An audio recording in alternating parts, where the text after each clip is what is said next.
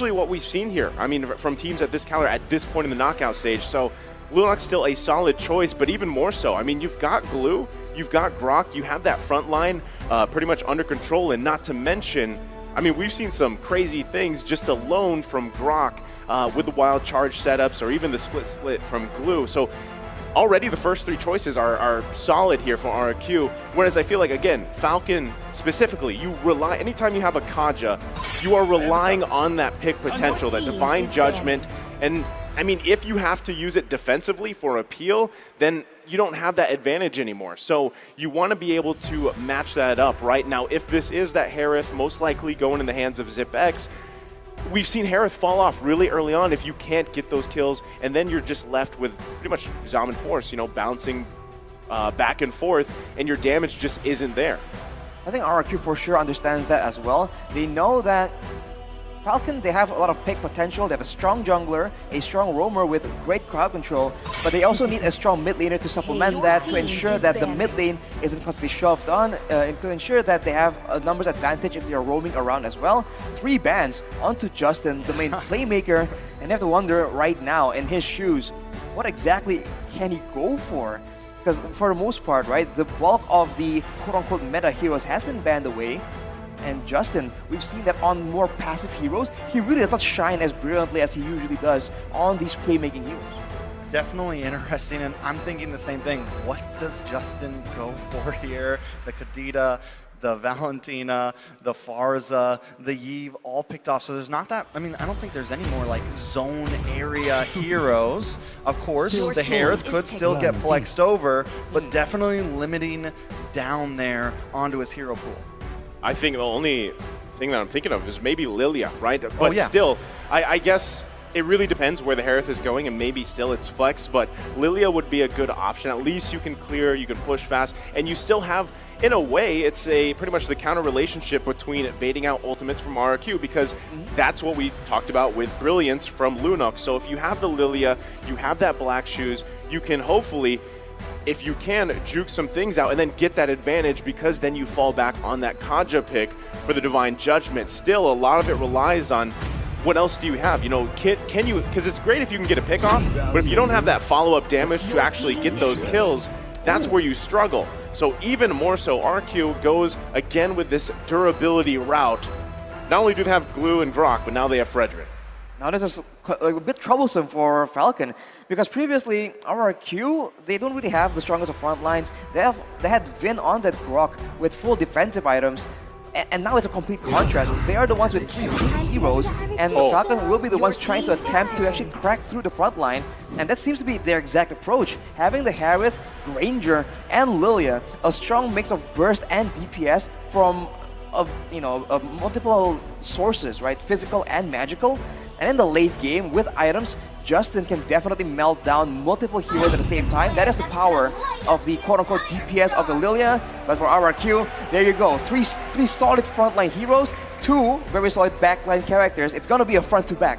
I will say the problem, though, with Falcon when I look at it is very all or nothing here. High risk, high reward. Yes, lots of damage in your jungle. They're going to flex that Martis over to the EXP lane, but also a little bit squishy. I feel like in the early game with the Lilia, they will have nice wave clear. We've seen how well she does. They can put pressure on early on, but if they fail in that, it could become a big issue. So far, the Granger, a lot of people have very high hopes of it, but we haven't seen a great performance from it just yet.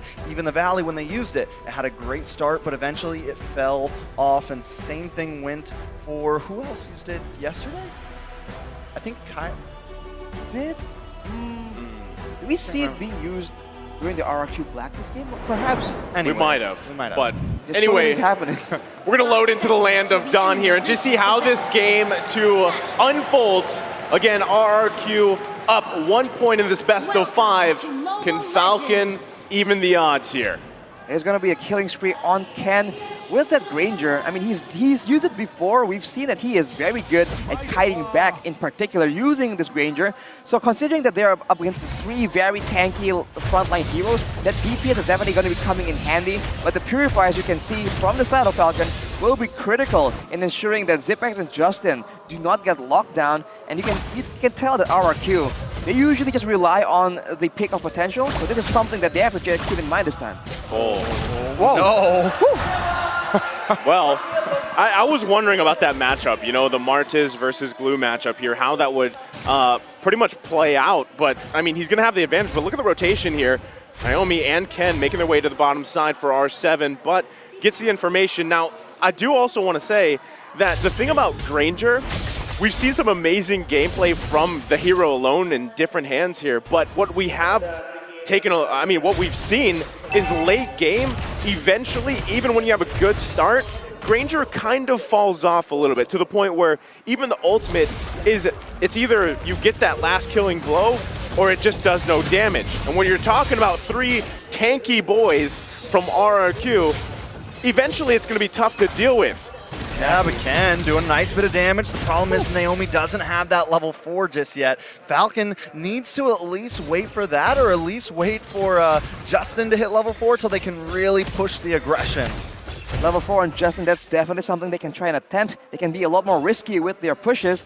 But on that point, on the Granger, that is a very solid point. It's a very ability-reliant marksman. So in the early game, it's dangerous, and in the mid-game, it's going to be very strong. But in the late game, Skylar on this Beatrix will be out-damaging him quite a bit. But in the early game, though, this is where it's dangerous for RRQ. You can see Desnada didn't land the final one, though. R7 able to get away, and that is very important for RQ. As long as they don't let Ken pick up these early game kills, it'll be very good for them. Yeah, right now, first turtle of the game going to be up here. Both teams just trying to get that advantage. R7's going to make his way here as it ensues, but Yellow Flash looking for an opening as well. Ken waiting patiently, a lot of poking going on. Here they go. Nice retribution onto R7. R7 gonna get dragged back in. Vin trying to find it, just can't. Justin picks up Vin and R7. That is huge. Albert, though, walks in and takes the turtle with ease. No sweat off his back. That is 2 kills traded for the turtle. In a way, it's not the worst of trades, but definitely, I think, gonna be a bit of an advantage for Falcon in the early game, man. These heroes, the Lilia in particular, is just so strong. Building towards an enchanted talisman, not quite there just yet, but the cooldown boots you can see. Falcon is gonna be very ability reliant, and the longer the game goes towards that mid game, RRQ, they cannot be as reckless as they were in game number 1, because if Falcon gets snowballing, this team comp is a lot more dangerous. Yeah, I mean, you can see the aggression from RRQ right now, trying to get into the jungle. This is the nest, right? Back to the keys to victory. They are trying to invade the nest here of Falcon and work around it, because honestly, Falcon has to also pay attention to Skylar. If they can find picks up there, give that little bit of advantage to ZipX, that's best case scenario for Falcon, especially mid-game, because you want to allow this Harith to get online as fast as possible, has that mystery shop too, so you can really play around those power spikes, those timings, and anything here, Arashi, that sticks out to you in terms of emblems. Well, as usual, it's no real surprise because everyone wants to go for a bit more movement, but afterwards you can see an Avarice emblem being used by R7, so he knows that the lane is going to be scrappy. He will have opportunities to try and just whittle down the HP bars of Yellow Flash, so making full use of that. So it's going to be a faster power spike as far as items is concerned for R7, and quick note, he has a sprint instead of the Vengeance, so this is why he was able to be taken down so fast in the previous fight, but this also means that later on, he can stick to whoever he wants to. A Glue on a split with a sprint. Literally stick to them. Yeah, exactly. Right? I mean, that's usually what we see with just Glues in general, but still, it's a good point because honestly, your whole objective here for R7 is to basically do the same thing we saw him do with Joy, right? Be just that annoying nuisance for Falcon. But right now, they're going to go ahead and fight for this second turtle of the game, half health. Naomi able to lock on Vin once again. Yellow Flash finds that kill. R7 trying to get into the back line with the split. Albert does take the turtle, though. Naomi taking a bit of damage. Ken goes down. Naomi and Yellow Flash now on the run. RQ responding fiercely. That is quite catastrophic, man. Ken, the jungler, was the one that fell from Falcon, traded for Vin. This is the same thing we saw Falcon fearing the engage coming from Vin, targets him instead to ensure that there won't be a big wild charge. But in exchange, right, they leave their members vulnerable and out of cooldowns for RRQ to just punish afterwards. This is something that RRQ just really enjoys doing, and in Falcon, they just have to adjust and do something differently, man. Vin is ready to take the fall for his team. Yeah, I mean, he's actually looking for an angle here. Not sure if he's going to commit, but the pressure alone is exactly what's working here for RRQ. I mean, even around the purple buff. A lot of damage does come on to Albert, but he is a tanky boy along with Vin. Clay also being some kill threat. Zipex does drop the Zaman's Force, trying to lock on to Vin here. Still Gonna need going. to watch out for Skylar, though. Doing a nice amount of damage. Ken and Naomi also here as well, but the disengage does happen. So, I mean, this is the thing, right? Going back to that Granger pick, you want to have it for that early game advantage. The burst should be there, even in mid-game. But when you have this kind of a start, it's really tough here. And yes, these two are going to go at it here. I don't think anyone's going to go down. But still, it's a struggle for Ken at this point, especially because Albert now picking up that Radiant Armor. I mean, he's having a great game so far. Let's take a look at the items real quick here, Arashi. Well, as you mentioned, Ken with the Hunter Strike, attempting to just get a lot more value, more chase, more slowdowns. And Justin now with the Enchanted Talisman, that's a lot of clear, a lot of DPS still. It only depends if RRQ actually stick around and crowd together for the damage to come through.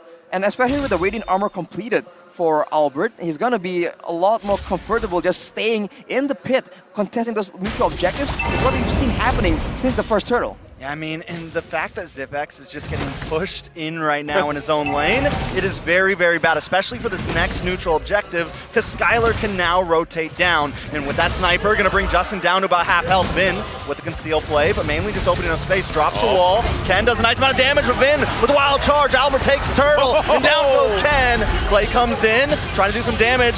We do see Zipex drop the Zaman's Force, but it's still not enough. RQ taking claim over the Land of Dawn. It's been traded again for Ken, and that is just such a sad situation. Trading the roamer for the jungle again and again. And as Nysa mentioned, the mid-game is where Ken needs to shine and show the power of this Granger.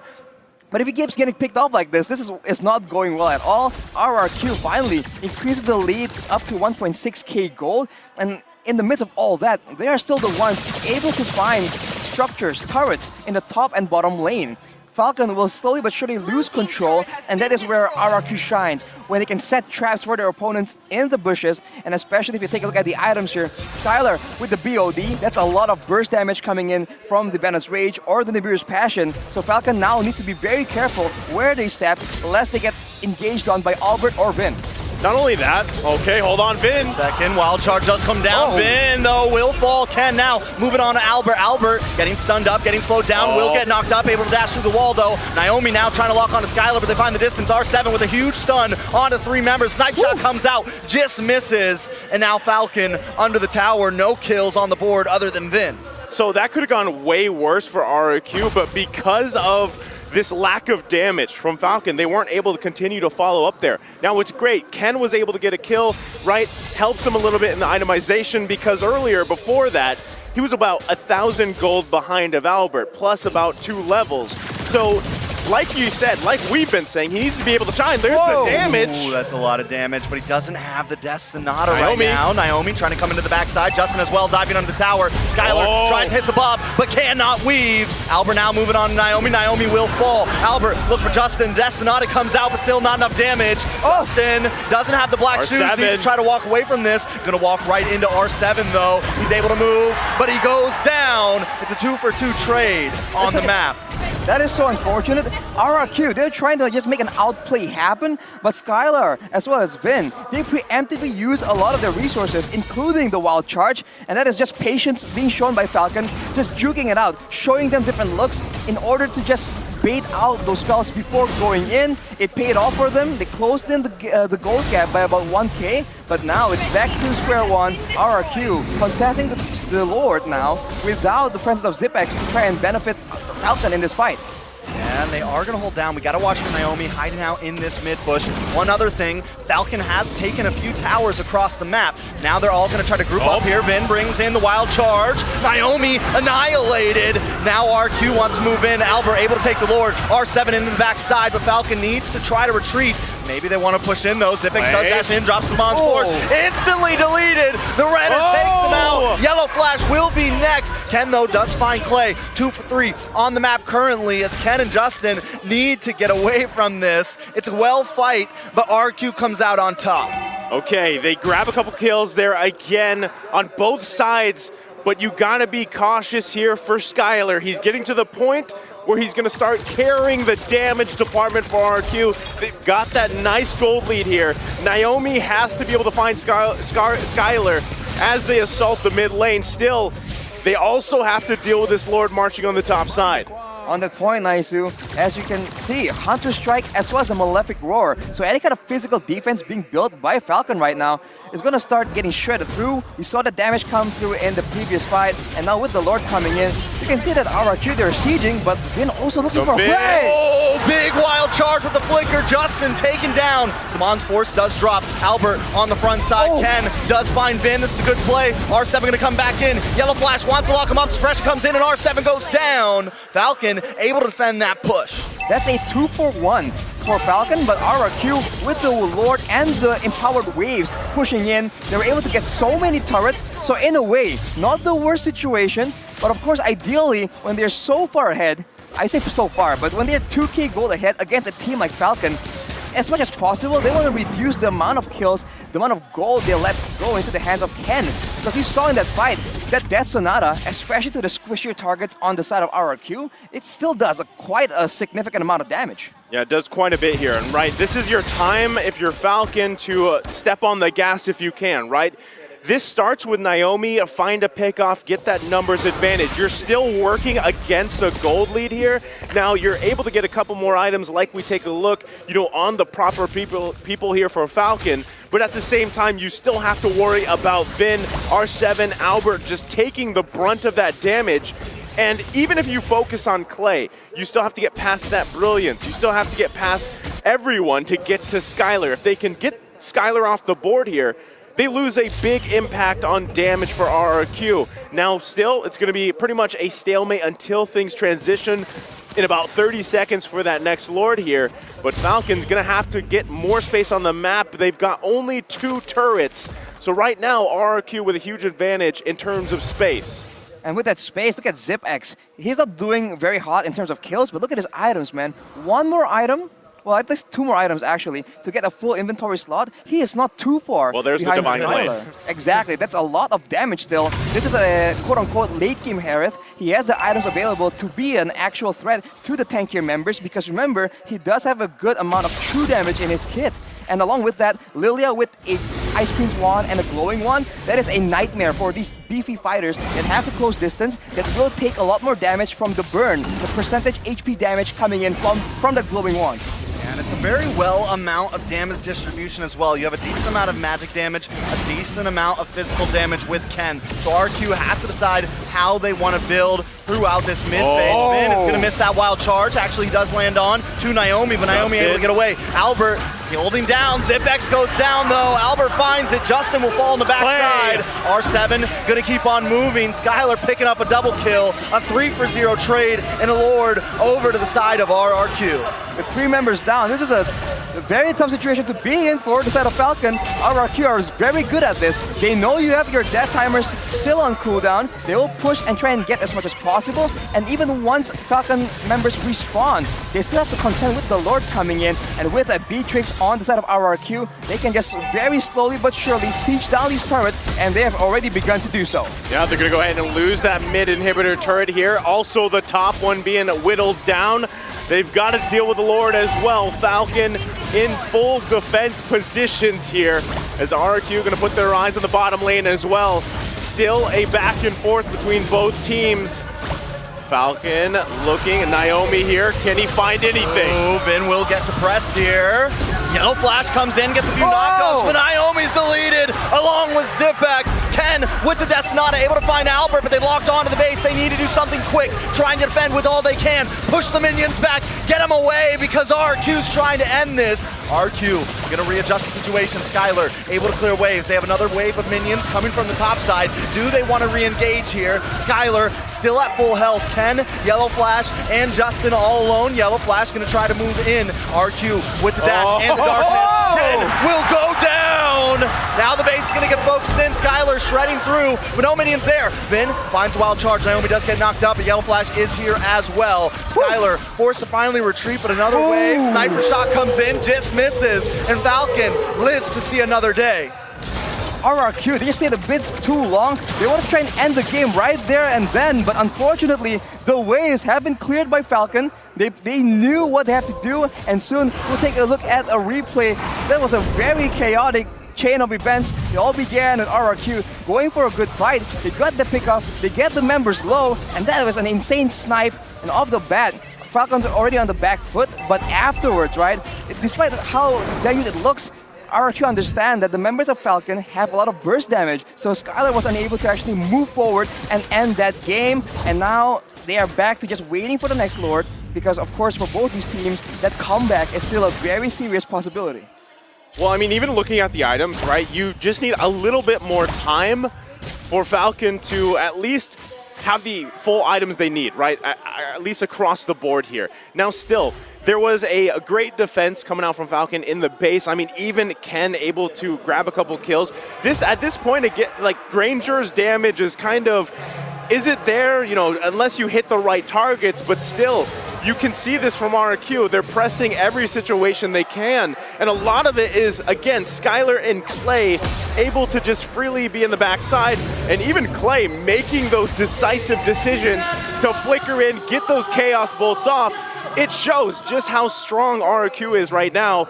Now that this Lord is for the taking, Falcon has to contest this if they want to stay in this game. Yeah, they have no inhibitors right now, so they definitely have to contest, but R7 comes in with a big stun. Finn gonna get that wild charge off. Falcon now on the run. Zipbacks drops Bazan's force, but a little misplaced there. R7 man. just being the distraction that RRQ needs. He's gonna jump on top.